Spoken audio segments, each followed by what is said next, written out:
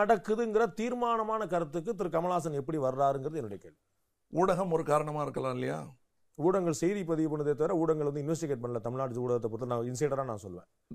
யாரும் வந்து ப்ரூஃப் எடுத்து அந்த என்ன நடக்குதுன்னு தெரியாது, ஆனா ஏதோ தப்பு நடந்துட்டு இருக்குன்னு சொல்லுவாங்க. they are recording everything. Kamal Haasan சொல்றதே சொல்றாங்க. பண புழக்கங்கள் இருக்கு. இப்ப நீங்க வந்து இதுல ஒரு தொகுதியில் நடந்த இதெல்லாம் நடக்கவே இல்லைங்கிறீங்க நீங்க.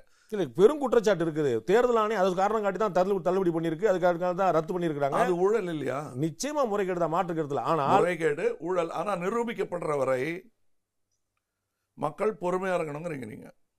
மக்கள் வந்து உணர்ச்சிப்படலாம். இதுதான் உங்கள் நிலைப்பாடா, தினத்தந்தியோட நிலைப்பாடா? மக்கள் வந்து உணர்ச்சிப்படலாம். திரு கமலஹாசன் வந்து நான் உணர்ச்சி வசப்படுறேன்னா மக்களில் ஒருவன் தான், மக்களின் பிரதிநிதி தான்.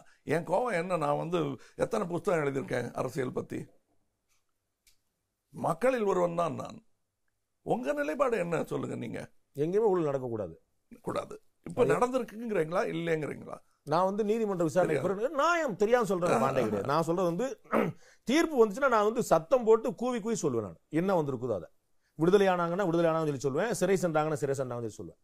சரி, அப்ப நீங்க அவ்வளவுதான். இது இப்ப திரையுலகத்துல கருப்பு பணம் புழக்கம் இருக்குன்னு சொல்ற மாதிரி எதுவும் அப்படியே பேசிக்கிட்டே இருக்கலாம். பேசிட்டு இருந்துட்டோம் 50 வருஷமா. இது வந்து நீங்க தாக்கப்பட்டீங்க, நீங்க வந்து குறிவைக்கப்படுறீங்கனால வந்த கோவம். ஒருவேளை நீங்க குறிவைக்கப்படாமல் இருந்தால் நீங்க இன்னும் மௌனம் வந்திருப்பீங்களோ?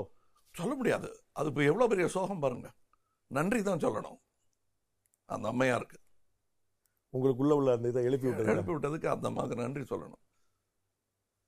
நீங்க ஒருவேளை கடைசி வரைக்கும் நம்ம உண்டு நம்ம படம் உண்டுனே இருந்திருக்கக்கூடிய வாய்ப்பு. மாதிரி எத்தனையோ கலைஞர்கள் இருந்து மாண்டு இருக்கிறார்கள்.